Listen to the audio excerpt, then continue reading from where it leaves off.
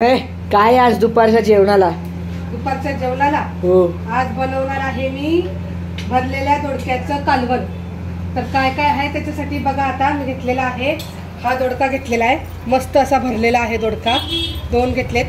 आणि लसूण, हिरवी कोथिंबीर, शेंगदाणे, काळं तिखट, हळद, मीठ एवढ्याच ह्याच्यामध्ये आपल्याला गावाकडच्या पद्धतीने बनवायचं आहे भरलेल्या दोडक्याचं कालवण.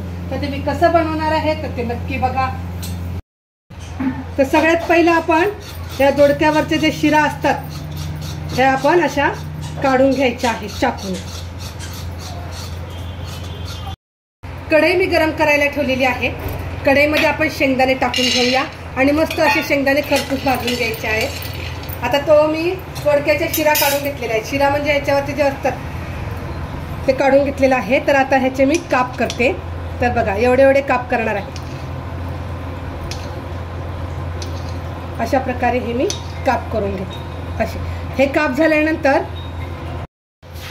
आता हे असे काप केल्यानंतर ह्याला बघा जवळून दाखवते, असा काप करायचा. आणि हे जे आपण चाकू जो मध्ये ठेवलेला आहे तो लेफ्ट साईड आणि राईट साईडला अशा चिरा करायच्या. अशा चिरा केल्यानंतर हे बघा हे असं होते. तर अशा प्रकारे मी हा दोडका पूर्ण चिरून घेणार आहे आणि लगेच मी पाण्यामध्ये टाकून ठेवते. तोपर्यंत ह्या साईडला आपले खरपूस शेंगदाणे भाजून होत आहेत. शेंगदाणे मस्त खरपूस भाजून झालेले आहेत. तर आता मी प्लेटमध्ये काढून घेते. आता मी मिक्सरला नाही, मी आज उखळामध्ये हा मसाला कुटणार आहे. कारण आई बोलली उखळामध्ये कुटून कालवण बनव. तर हे शेंगदाणे खरपूस भाजलेले आहेत. थंड झाल्याशिवाय आपण उखळामध्ये कुटायचं नाही. चांगलं थंड झालं की आपण ह्याचं कूट करायला घ्यायचं. तर आता मी बांगड्या मागं सारून घेते आणि कुटून घेते.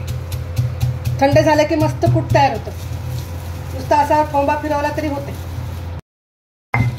हे बघा, हे शेंगदाण्याचं कूट असं तयार झालंय. अशा प्रकारे शेंगदाण्याचं कूट करून घ्यायचं आहे. जास्त एकदम पण बारीक नाही आणि जास्त जाडसर नाही. आता मी जरा एका प्लेटमध्ये काढून घेते.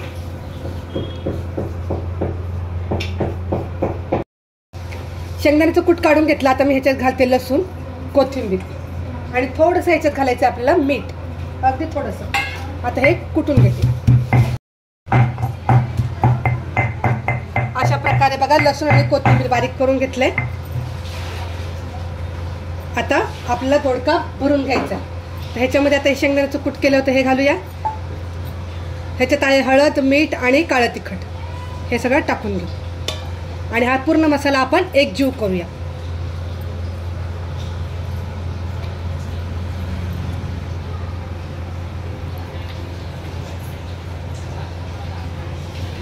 बघा हा सगळा बघा मसाला मी खूप छान आणि मस्त मिक्स करून घेतला. तुम्ही ना ह्याच्यावरती तेल घालून ज्वारीच्या भाकरीबरोबर खाल्लं ना तरी खूप भारी लागणार आहे.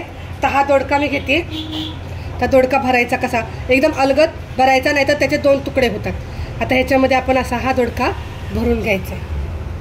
प्रेस करायचा हलक्या हलक्या हाताने आणि मस्त असा हा दोडका भरून घ्यायचा.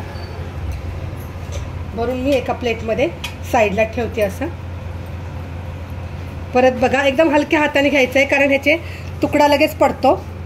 त्याच्यामुळे हलक्या हाताने आपण ह्याच्यामध्ये एक जीव मसाला पूर्ण भरून घ्यायचा. अशा प्रकारे मी पूर्ण दोडका भरून घेते. अशा प्रकारे बघा मी दोडका भरून घेतलेला आहे. कढई गरम करायला ठेवलेली आहे. कढईमध्ये घालूया आपण पुरेसं तेल.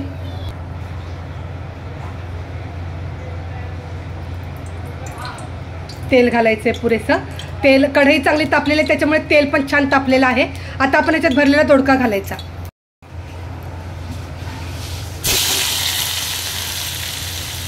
दोडका टाकायचा आणि मस्त आपण फ्राय करून घ्यायचा आहे.